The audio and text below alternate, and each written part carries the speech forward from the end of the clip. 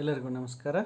ದಾವಣಗೆರೆ ವಿಶ್ವವಿದ್ಯಾನಿಲಯ ಕಲಾ ವಿಭಾಗದ ತೃತೀಯ BA ಅಂತಿಮ BA 5ನೇ ಸೆಮಿಸ್ಟರಿನ ರಾಜ್ಯಶಾಸ್ತ್ರ ವಿಷಯದ 6ನೇ ಪತ್ರಿಕೆಯಾಗಿರ್ತಕ್ಕಂತಹ ಪ್ರಿನ್ಸಿಪಲ್ಸ್ ಆಫ್ ಇಂಟರ್ನ್ಯಾಷನಲ್ ರಿಲೇಷನ್ಸಿನ 9ನೇ ಸೆಷನ್ಗೆ 9ನೇ ಅವಧಿಗೆ ತಮ್ಮೆಲ್ಲರಿಗೂ ಸ್ವಾಗತವನ್ನು ಕೋರ್ತಾ ಇದ್ದೀನಿ. ಈ ಒಂದು ಅವಧಿನಲ್ಲಿ ನಾವು realist theory or approach to the study of international relations, ವಾಸ್ತವಿಕ ಅಥವಾ ಯಥಾರ್ಥ ದೃಷ್ಟಿಕೋನ, ಅಂತಾರಾಷ್ಟ್ರೀಯ ಸಂಬಂಧಗಳ ಅಧ್ಯಯನದಲ್ಲಿ ವಾಸ್ತವಿಕ ಅಥವಾ ಯಥಾರ್ಥ ಸಿದ್ಧಾಂತ. ಸೊ ಈ ಒಂದು ಹಿಂದಿನ ಅವಧಿನಲ್ಲಿ ನಾವು ಸೈಂಟಿಫಿಕ್ ಅಪ್ರೋಚ್ ಯಾಕೆ ಬೇಕು ಮತ್ತು ಸೈಂಟಿಫಿಕ್ ಅಪ್ರೋಚ್ ಯಾವ ರೀತಿ ಬೆಳೆದು ಬಂತು ಮತ್ತು ಈ ಕ್ಲಾಸಿಕಲ್ ಅಪ್ರೋಚು ಮತ್ತು ಸೈಂಟಿಫಿಕ್ ಅಪ್ರೋಚ್ ನಡುವೆ ಒಂದು ಯಾಕೆ ಬೆಳೀಲಿಕ್ಕೆ ಕಾರಣ ಇತ್ತು, ಸಾಂಪ್ರದಾಯಿಕ ಒಂದು ಪದ್ಧತಿಗಳಲ್ಲಿನ ದೃಷ್ಟಿಕೋನಗಳಲ್ಲಿನ ದೋಷಗಳೇನು ಅನ್ನೋದನ್ನು ಈ ಒಂದು ಹಿಂದಿನ ಅವಧಿಯಲ್ಲಿ ನಾವು ನೋಡಿದ್ದೇವೆ. ಸೊ ಈ ಒಂದು ಅವಧಿನಲ್ಲಿ ನಾವು ಸೈಂಟಿಫಿಕ್ ಅಪ್ರೋಚ್ ಆಗಿರ್ತಕ್ಕಂತಹ ದ ರಿಯಲಿಸ್ಟ್ ಥಿಯರಿಯನ್ನು ನೋಡ್ತಾ ಹೋಗೋಣ. Learning objective: student know the realist theory to the study of international relations, relation between nations and difference among the nations. Session outcome: students have idea about international relations and gain knowledge of importance of studying international relations. So ಈ realist theory ಅಥವಾ ಈ ಯಥಾರ್ಥ ಸಿದ್ಧಾಂತ ಅಥವಾ ವಾಸ್ತವಿಕ ಸಿದ್ಧಾಂತ ಅಂತ ಏನು ಕರೀತಾರೆ, ದೃಷ್ಟಿಕೋನ ಅಂತ ಏನು ಕರೀತಾರೆ, ಸೊ ಇದು 18-19ನೇ ಶತಮಾನದಲ್ಲಿ ಇದು ಆರಂಭವಾದರೂ ಕೂಡ ದ್ವಿತೀಯ ಮಹಾಯುದ್ಧದ ನಂತರ ಈ ಒಂದು ದೃಷ್ಟಿಕೋನದ ಬೆಳವಣಿಗೆ ಮತ್ತು ಮಹತ್ವ ಹೆಚ್ಚಿಗೆ ಆಗಿದೆ ಅಂತ ನಾವು ಹೇಳ್ಬೋದು. ಹೆಚ್ಚಿನ ಪ್ರಾಮುಖ್ಯತೆಯನ್ನು ಗಳಿಸಿಕೊಂಡಿದ್ದು ದ್ವಿತೀಯ ಮಹಾಯುದ್ಧದ ನಂತರ. ಈ ಒಂದು ಥಿಯರಿಯನ್ನು ಪವರ್ ಥಿಯರಿ, ಅಧಿಕಾರ ಸಿದ್ಧಾಂತ ಅಂತ ಕರೀತಾರೆ. ಯಥಾರ್ಥ ಸಿದ್ಧಾಂತವನ್ನು ಪವರ್ ಥಿಯರಿ ಅಂತ ಕರೀತಾರೆ. ಸೊ ಈ ಸಿದ್ಧಾಂತವನ್ನು ನಮಗೆ ಅಡಿಪಾಯ ಹಾಕಿದವರು, ಈ ಸಿದ್ಧಾಂತವನ್ನು ಹುಟ್ಟುವ ಹಾಕಿದವರು ಯಾರು ಅಂದರೆ ಹ್ಯಾನ್ಸ್ ಜೆ ಮಾರ್ಗೆಂತೋರವರು. ಹ್ಯಾನ್ಸ್ ಜೆ ಮಾರ್ಗೆಂತೋ ಈ ಒಂದು ಸಿದ್ಧಾಂತದ ಪ್ರತಿಪಾದಕರಾಗಿದ್ದಾರೆ. ಸೊ ಇವರು ತಮ್ಮ ಪಾಲಿಟಿಕ್ಸ್ ಅಮಂಗ್ ನೇಷನ್ಸ್ ಅನ್ನುವಂತಹ ಕೃತಿಯಲ್ಲಿ ಈ ಒಂದು ರಿಯಲಿಸ್ಟ್ ಥಿಯರಿಯನ್ನು ವಿವರಿಸ್ತಾ ಹೋಗಿದ್ದಾರೆ.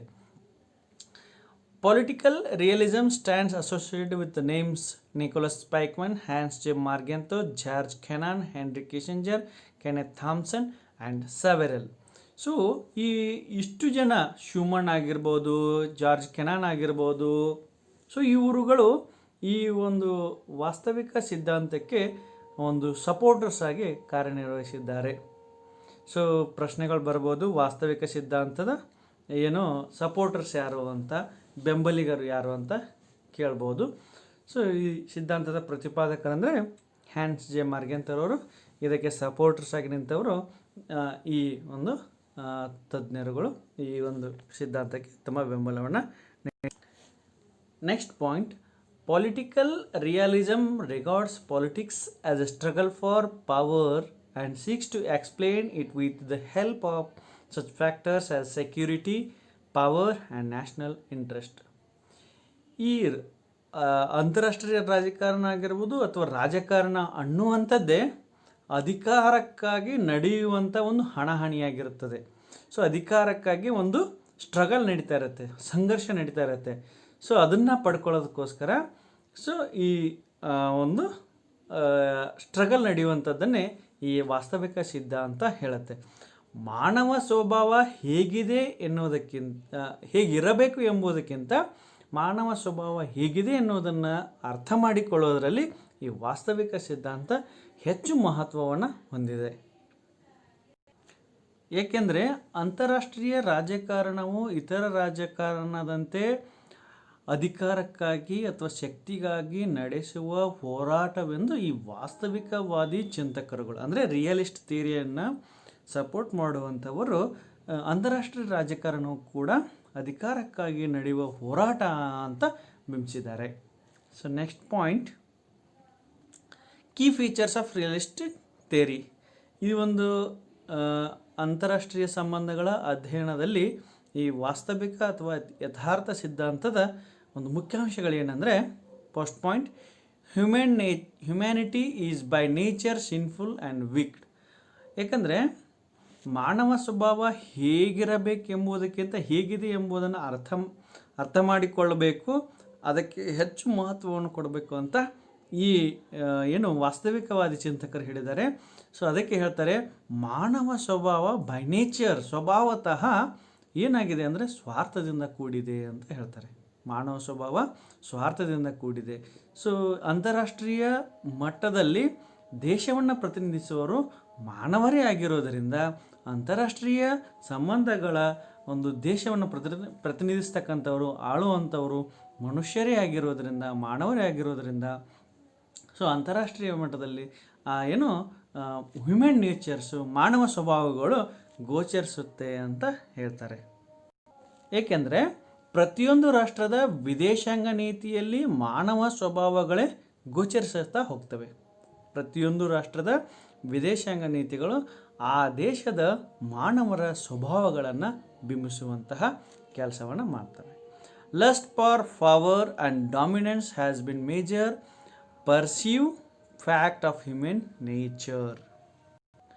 ಸೊ ಮನುಷ್ಯ ಸ್ವಭಾವ ಹೇಗೆ ಅಧಿಕಾರಕ್ಕಾಗಿ ನಡೆಸುವ ಹೋರಾಟವಾಗಿರುತ್ತದವೋ ಹಾಗೆ ರಾಷ್ಟ್ರಗಳು ಕೂಡ ತಮ್ಮ ರಾಷ್ಟ್ರೀಯ ಹಿತಾಸಕ್ತಿಯನ್ನು ಸಾಧಿಸೋದಕ್ಕೋಸ್ಕರ ಮನುಷ್ಯ ಹೇಗೆ ಸ್ವಾರ್ಥದಿಂದ ವರ್ತಿಸ್ತಾನೋ ಹಾಗೆ ಪ್ರತಿಯೊಂದು ರಾಷ್ಟ್ರವು ತನ್ನ ರಾಷ್ಟ್ರದ ಹಿತಾಸಕ್ತಿಯನ್ನು ಕಾಪಾಡೋದಕ್ಕಾಗಿ ಮತ್ತು ತನ್ನ ರಾಷ್ಟ್ರದ ಶಕ್ತಿಯನ್ನು ಹೆಚ್ಚಿಸೋದಕ್ಕೋಸ್ಕರ ಯಾವಾಗಲೂ ಹೋರಾಟ ಮಾಡ್ತಿರತ್ತೆ ಅನ್ನೋದನ್ನು ಈ ಒಂದು ಪಾಯಿಂಟ್ನಲ್ಲಿ ಹೇಳ್ತಾರೆ.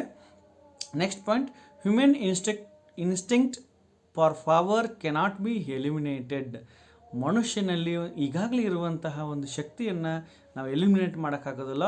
ಹಾಗೆಯೇ ಪ್ರತಿಯೊಂದು ರಾಷ್ಟ್ರವು ತನ್ನದೇ ಆಗಿರತಕ್ಕಂತಹ ಒಂದು ಶಕ್ತಿಯನ್ನು ಅಧಿಕಾರವನ್ನು.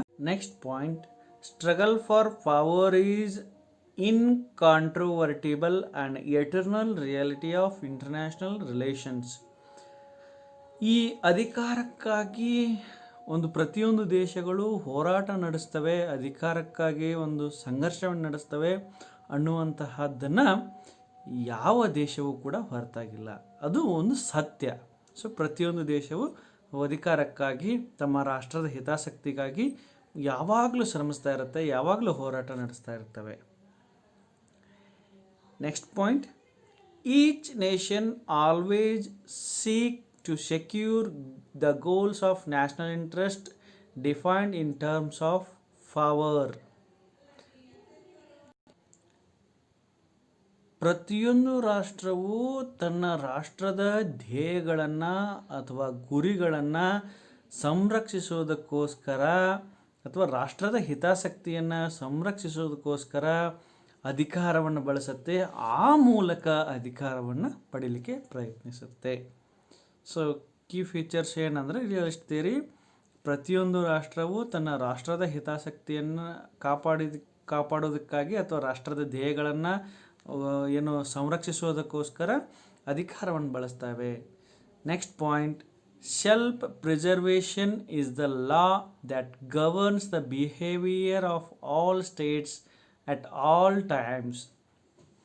ಎಲ್ಲ ಸಮಯದಲ್ಲೂ ಎಲ್ಲ ಕಾಲದಲ್ಲೂ ಎಲ್ಲ ರಾಜ್ಯಗಳಿಗೆ ಅನ್ವಯಿಸುವಂಥದ್ದೇನೆಂದರೆ ಸೆಲ್ಫ್ ಪ್ರಿಸರ್ವೇಷನ್. ಪ್ರತಿಯೊಂದು ರಾಷ್ಟ್ರಗಳು ತಮ್ಮ ತಮ್ಮ ರಕ್ಷಣೆಯನ್ನು ಮಾಡೋದಕ್ಕೋಸ್ಕರ ಹೋರಾಟ ನಡೆಸ್ತಿರ್ತವೆ. ಸೊ ಮನುಷ್ಯ ಯಾವಾಗಲೂ ಸ್ಟ್ರಗಲ್ ಫಾರ್ ಎಕ್ಸಿಸ್ಟೆನ್ಸ್. ಪ್ರತಿಯೊಬ್ಬ ಮನುಷ್ಯನು ಸ್ವಭಾವತಃ ತನ್ನ ಅಸ್ತಿತ್ವದ ಉಳಿವಿಗಾಗಿ ಹೇಗೆ ಹೋರಾಟ ನಡೆಸ್ತಿರ್ತಾನೋ ಹಾಗೆಯೇ ಪ್ರತಿಯೊಂದು ರಾಷ್ಟ್ರಗಳು ಎಲ್ಲ ಸಮಯದಲ್ಲೂ ಅಥವಾ ಎಲ್ಲ ಕಾಲದಲ್ಲೂ ತಮ್ಮ ಒಂದು ಸಂರಕ್ಷಣೆಗಾಗಿ ಹೋರಾಟ ನಡೆಸ್ತಾ ಇರ್ತವೆ ಅನ್ನುವಂಥದ್ದು ಈ ಯಥಾರ್ಥ ಸಿದ್ಧಾಂತ, ವಾಸ್ತವಿಕ ಸಿದ್ಧಾಂತ ಒಂದು ಅಂಶವಾಗಿರುತ್ತದೆ. Next point, nation always seek power demonstrate and use the power. ಪ್ರತಿಯೊಂದು ರಾಷ್ಟ್ರವು ಅಧಿಕಾರಕ್ಕಾಗಿ ಹೋರಾಟ ನಡೆಸುತ್ತದೆ, ಅಧಿಕಾರವನ್ನು ನಿರೂಪಿಸುತ್ತದೆ, ಅಧಿಕಾರವನ್ನು ಬಳಸಿ ಕಾರ್ಯನಿರ್ವಹಿಸುತ್ತೆ. Next point, peace can be preserved only by management of power. ನಾವು ಶಾಂತಿಯನ್ನು ಸ್ಥಾಪಿಸಬೇಕು ಅಂದರೆ, ವಿಶ್ವದಲ್ಲಿ ಶಾಂತಿಯನ್ನು ಸ್ಥಾಪಿಸಬೇಕು ಅಂದರೆ only by management of power. ಅಧಿಕಾರವನ್ನು ನಾವು ವ್ಯವಸ್ಥಿತವಾಗಿ ಹಂಚಿಕೆ ಮಾಡಿದ್ದೇ ಆದರೆ ನಾವು ಆವಾಗ ಮಾತ್ರ ಈ ಪೀಸನ್ನು ಅಚೀವ್ ಮಾಡಲಿಕ್ಕೆ ಸಾಧ್ಯತೆ ಇದೆ. ಈ ವಾಸ್ತವಿಕವಾದ ಚಿಂತನೆ ಅಥವಾ ವಾಸ್ತವಿಕವಾದದ ಪ್ರತಿಪಾದಕರು ಏನು ಹೇಳ್ತಾರೆ ಅಂದರೆ, ರಾಷ್ಟ್ರದ ನಾಯಕರುಗಳು ತಮ್ಮ ರಾಷ್ಟ್ರೀಯ ಹಿತಾಸಕ್ತಿಯನ್ನು ಅನುಸರಿಸಿಯೇ ಹೋಗುತ್ತಾರೆ. ಪ್ರತಿಯೊಬ್ಬ ನಾಯಕನಾದವನು, ಪ್ರತಿಯೊಬ್ಬ ರಾಷ್ಟ್ರ ಮಟ್ಟದ ಒಬ್ಬ ಚಿಂತಕರು ಅಥವಾ ರಾಷ್ಟ್ರವನ್ನು ಆಳುವಂಥವರು ಆ ರಾಷ್ಟ್ರದ ಹಿತಾಸಕ್ತಿಗೆ ಅನುಗುಣವಾಗಿ ಕಾರ್ಯನಿರ್ವಹಿಸ್ತಾ ಇರ್ತಾರೆ. ಈ ರಾಷ್ಟ್ರದ ಹಿತಾಸಕ್ತಿ ಅನ್ನುವಂಥದ್ದು ಎಲ್ಲಿರುತ್ತೆ ಅಂದರೆ, ಆ ಒಂದು ಭೌಗೋಳಿಕ ವಿಭಾಗದಲ್ಲಿ, ಆ ಒಂದು ರಾಷ್ಟ್ರದ ಭೌಗೋಳಿಕ ಒಂದು ಗಡಿಯಲ್ಲಿರುವಂತಹ ವಾಸಿಸುವಂತಹ ಜನರ ಒಂದು ಹಿತರಕ್ಷಣೆಯೇ ಆಗಿರುತ್ತೆ. ಅವರು ತಮ್ಮ ರಾಷ್ಟ್ರದ ಹಿತಾಸಕ್ತಿಯನ್ನು ಕಾಪಾಡೋಕ್ಕೋಸ್ಕರ ಈ ರಾಷ್ಟ್ರ ನಾಯಕರುಗಳು ಕಾರ್ಯನಿರ್ವಹಿಸ್ತಾ ಇರ್ತಾರೆ.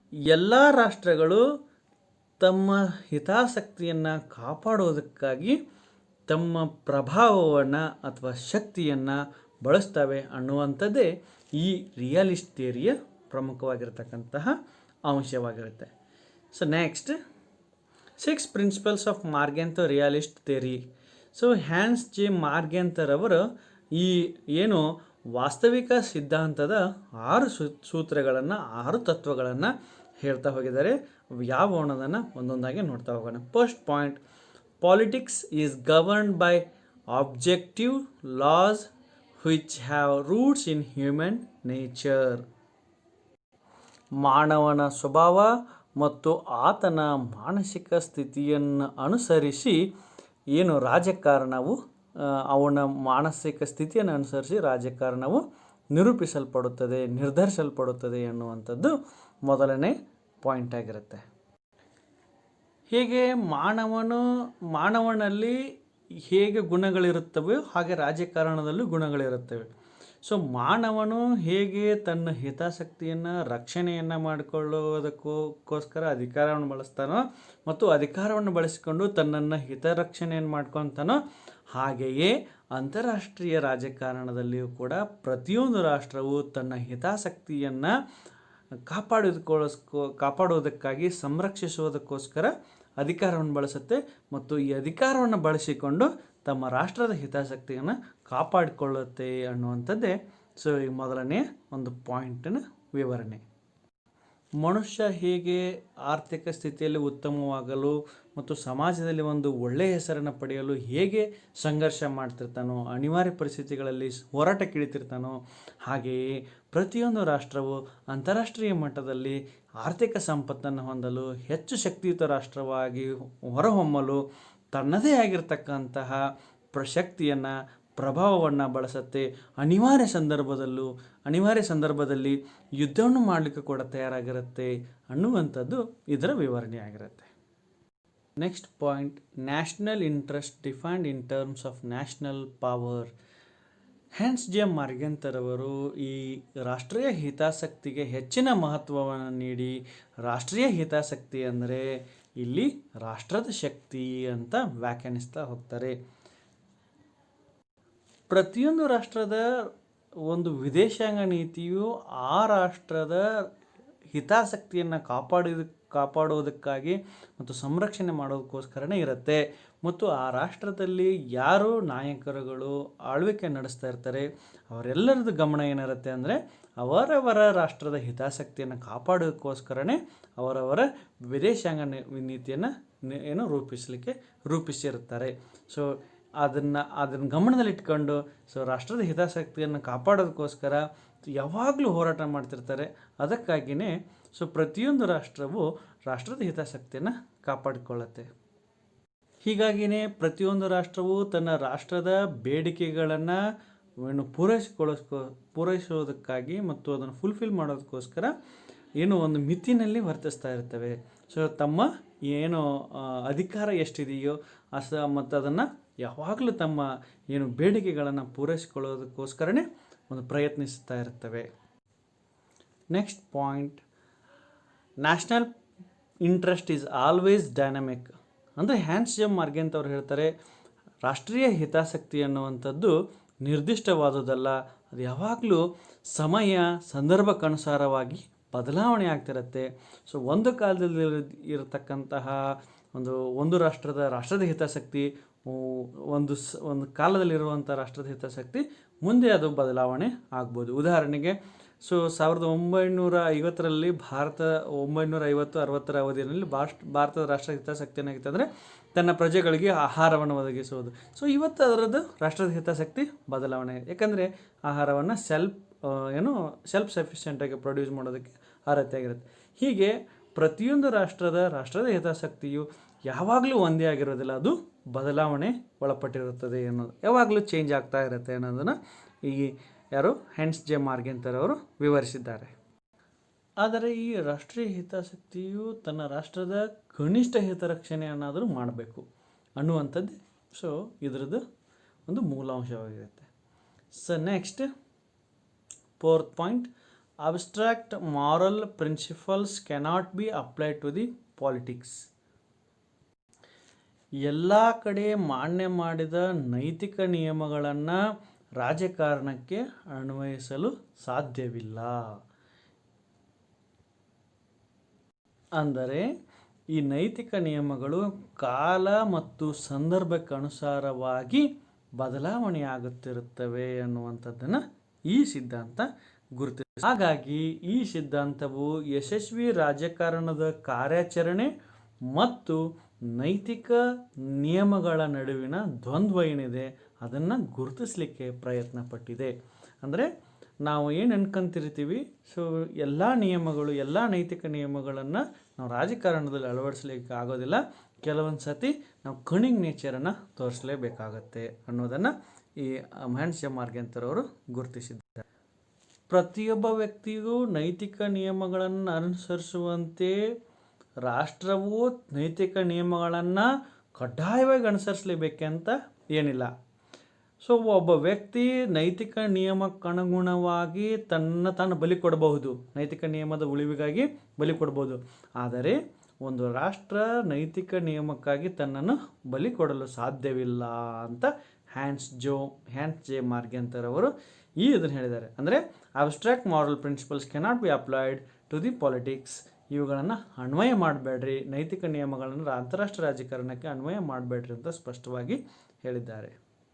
ಯಾಕೆಂದರೆ ರಾಷ್ಟ್ರಗಳು ತಮ್ಮ ರಾಷ್ಟ್ರೀಯ ಹಿತಾಸಕ್ತಿಯನ್ನು ಕಾಪಾಡುವುದಕ್ಕಾಗಿ ನೈತಿಕ ನಿಯಮಗಳಿಗೆ ಬೆಲೆ ಕೊಡಬೇಕಾಗಿಲ್ಲ. ಯಾಕಂದರೆ ಉದಾಹರಣೆಗೆ ಒಂದು ರಾಷ್ಟ್ರ ತನ್ನ ರಾಷ್ಟ್ರದ ಹಿತಾಸಕ್ತಿಯನ್ನು ಮಾಡೋದಕ್ಕೋಸ್ಕರ ಯುದ್ಧವನ್ನು ಮಾಡಬೇಕಾಗತ್ತೆ, ಅಲ್ಲಿ ಹಿಂಸೆಯನ್ನು ಮಾಡಬೇಕಾಗತ್ತೆ, ಕೊಲೆಯನ್ನು ಮಾಡಬೇಕಾಗತ್ತೆ, ಅಲ್ಲಿ ಮಾನವ ಹಕ್ಕುಗಳ ಉಲ್ಲಂಘನೆ ಮಾಡಬೇಕಾಗತ್ತೆ. ಆವಾಗ ಒಂದು ವೇಳೆ ಇದನ್ನು ಮಾಡದೇ ಇದ್ದರೆ ಆ ರಾಷ್ಟ್ರದ ಹಿತಾಸಕ್ತಿಯನ್ನು ಕಾಪಾಡಿಕೊಳ್ಳೋದಕ್ಕಾಗಲ್ಲ. ಅದಕ್ಕೋಸ್ಕರ ಅಂತಾರಾಷ್ಟ್ರೀಯ ಮಟ್ಟದಲ್ಲಿ ಅಂತಾರಾಷ್ಟ್ರೀಯ ರಾಜಕಾರಣದಲ್ಲಿ ನೈತಿಕ ನಿಯಮಗಳನ್ನು ಅನ್ವಯಿಸಬೇಡ್ರಿ ಅನ್ನುವಂಥದ್ದನ್ನು ಈ ರಾಷ್ಟ್ರಗಳಿಗೆ ಅನ್ವಯ ಬೇಡ ಅಂತ ಹ್ಯಾನ್ಸ್ ಜೆ ಮಾರ್ಗೆಂಟ್ ಅವರು ವಿವರಿಸಿದ್ದಾರೆ. ಉದಾಹರಣೆಗೆ ಶ್ರೀಲಂಕಾದಲ್ಲಿ ತನ್ನ ರಾಷ್ಟ್ರೀಯತೆಯನ್ನು ಉಳಿಸೋದಕ್ಕೋಸ್ಕರ ಅಲ್ಲಿ ತಮಿಳಿ ಟೈಗರ್ಸ್ ಅನ್ನುವಂತಹ ಒಂದು ಉಗ್ರವಾದಿ ಸಂಘಟನೆಯನ್ನು ಹತ್ತಿಕ್ಕಲೇಬೇಕಾಯಿತು. ಉದಾಹರಣೆಗೆ ಭಾರತದಲ್ಲಿ ಭಯೋತ್ಪಾದನೆ ನಿರ್ಮೂಲನೆ ಮಾಡಲಿಕ್ಕೆ ಭಯೋತ್ಪಾದಕ ಸಂಘಟನೆಗಳ ಮೇಲೆ ದಾಳಿಯನ್ನು ಮಾಡಲೇಬೇಕು, ಅವುಗಳನ್ನು ನಿರ್ಮೂಲನೆ ಮಾಡಬೇಕು ಅಂದರೆ ನಾವು ಹಿಂಸೆಯನ್ನು ಮಾಡಲೇಬೇಕು. ನೈತಿಕ ನಿಯಮಗಳನ್ನು ಅಂತ ಕೂತ್ರೆ ಅವುಗಳಿಗೆ ಬೆಲೆ ಇರೋದಿಲ್ಲ. Next point, difference between moral aspirations of A nation and universal moral principles. ರಾಷ್ಟ್ರದ ನೈತಿಕ ನಿಯಮಗಳು ಮತ್ತು ಜಾಗತಿಕ ನೈತಿಕ ನಿಯಮಗಳು ಬೇರೆ ಬೇರೆ ಆಗಿರುತ್ತೆ. ನೈತಿಕ ಅಂಶಗಳು ಅಥವಾ ನೈತಿಕ ತತ್ವಗಳು ಬೇರೆ ಬೇರೆ ಆಗಿರುತ್ತೆ ಅನ್ನೋದು ಈ ಪಾಯಿಂಟ್ಸ್. ಅಂದರೆ ಜಾಗತಿಕ ನೈತಿಕ ನಿಯಮಗಳು ಒಂದು ರಾಷ್ಟ್ರೀಯ ಹಿತಾಸಕ್ತಿಗೆ ವಿರುದ್ಧವಾಗಿರ್ಬೋದು ಅನ್ನೋವಂಥದ್ದು. ಉದಾಹರಣೆಗೆ ವಿಶ್ವಸಂಸ್ಥೆ ಈ ಪರಮಾಣು ಬಾಂಬ್ಗಳನ್ನು ಪರಮಾಣು ಅಣ್ವಸ್ತ್ರಗಳನ್ನು ಹೊಂದಬಾರ್ದು ಅಂತ ನಿಯಮವಿದ್ದರೂ ಕೂಡ ಅಮೇರಿಕ ರಷ್ಯಾದಂಥ ದೇಶಗಳು ಇವತ್ತು ಹೊಂದಿದ್ದಾವೆ.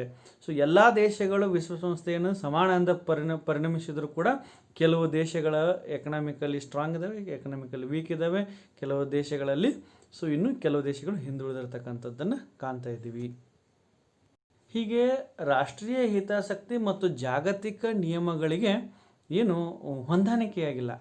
ಸೊ ರಾಷ್ಟ್ರೀಯ ಹಿತಾಸಕ್ತಿ ಮತ್ತು ಜಾಗತಿಕ ನೈತಿಕ ನಿಯಮಗಳು, ಸೊ ರಾಷ್ಟ್ರದ ನೈತಿಕ ನಿಯಮಗಳು, ಜಾಗತಿಕ ನೈತಿಕ ನಿಯಮಗಳು ಒಂದೇ ಆಗಿರಬೇಕು ಅಂತ ಏನಿಲ್ಲ, ಅವು ಎರಡು ಸರಿಸಮ ಅಂತ ಯಾವತ್ತೂ ಭಾವಿಸಬಾರ್ದು. So next point, autonomy of international politics.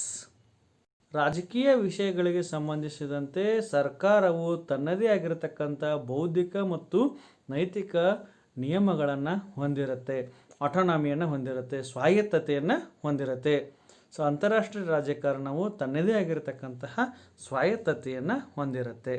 ಇವನ್ನೆಲ್ಲ ಇಟ್ಕೊಂಡು ಪ್ರತಿಯೊಂದು ರಾಷ್ಟ್ರವು ತನ್ನ ರಾಷ್ಟ್ರೀಯ ಹಿತಾಸಕ್ತಿಯನ್ನು ಕಾಪಾಡಿಕೊಂಡು ಅಧಿಕಾರವನ್ನು ಬಳಸಿಕೊಂಡು ಶಕ್ತಿಯನ್ನು ಬಳಸಿಕೊಂಡು ವಿಶ್ವದಲ್ಲಿ ಪ್ರಬಲ ರಾಷ್ಟ್ರವಾಗಲಿಕ್ಕೆ ಪ್ರಯತ್ನ ಪಡ್ತವೆ ಅನ್ನುವಂಥದ್ದು ಹ್ಯಾನ್ಸ್ ಜೆ ಮಾರ್ಗ್ಯಂತರವರ ಒಂದು ಈ ವಾಸ್ತವಿಕ ಅಥವಾ ಯಥಾರ್ಥ ಸಿದ್ಧಾಂತದ ಒಂದು ಸಾರವಾಗಿರುತ್ತೆ. ಮನುಷ್ಯನ ಸ್ವಭಾವ ಅಧಿಕಾರಕ್ಕಾಗಿ ದಾಹವನ್ನು ನಡೆಸುವ ಹಾಗೆ ಪ್ರತಿಯೊಂದು ರಾಷ್ಟ್ರವು ಸ್ಟ್ರಗಲ್ ಫಾರ್ ಪವರ್ ಅನ್ನುವಂಥದ್ದು, ಸೊ ಸ್ವಯಂ ಸಂರಕ್ಷಣೆ ತತ್ವವನ್ನು ಅಳವಡಿಸಿಕೊಂಡು ಈ ರಿಯಾಲಿಸ್ಟ್ ಥಿಯರಿ ಎಕ್ಸ್ಪ್ಲೇನನ್ನು ಮಾಡಿದ್ದಾರೆ. ಸೊ ಈ ಒಂದು ಅವಧಿಯಲ್ಲಿ ನಾವು ರಿಯಾಲಿಸ್ಟ್ ಥಿಯರಿ ಮೀನಿಂಗ್ ಆ್ಯಂಡ್ ಅದರ ಸಪೋರ್ಟರ್ಸ್ ಯಾರ್ಯಾರು ಅಂತ ನೋಡಿದ್ವಿ, ಆ್ಯಂಡ್ ಕೀ ಫೀಚರ್ಸ್ ಆಫ್ ಈ ರಿಯಾಲಿಸ್ಟ್ ಥಿಯರಿಯನ್ನು ನೋಡಿದ್ವಿ, and 6 principles of Morgenthau realist ಥಿಯರಿಯನ್ನು ನೋಡಿದ್ವಿ. MCQ ನೋಡೋಣ. Politics among nations book written by option A Palmer and Perkins, Schuman, Hans J Morgenthau, Martin Kaplan. Option C Hans J Morgenthau. Second question, chief exponent of political realism in international relations, Palmer and Perkins, Schuman, Hans J. Margento, Martin Kaplan. Chief exponent of political realism in international relations was Hans J. Margento. Option C. Which of the following is not features of realist theory? Human is by nature sinful and wicked. Human instinct is for power cannot be eliminated. Peace can be preserved only by management. Nations always not seek power. Option D. Nation always seek power. How many principles explained Hans J. Margento in his realist theory? Hans J. Margento, first option 8, option B 6, option C 5, option D 7, option B 6.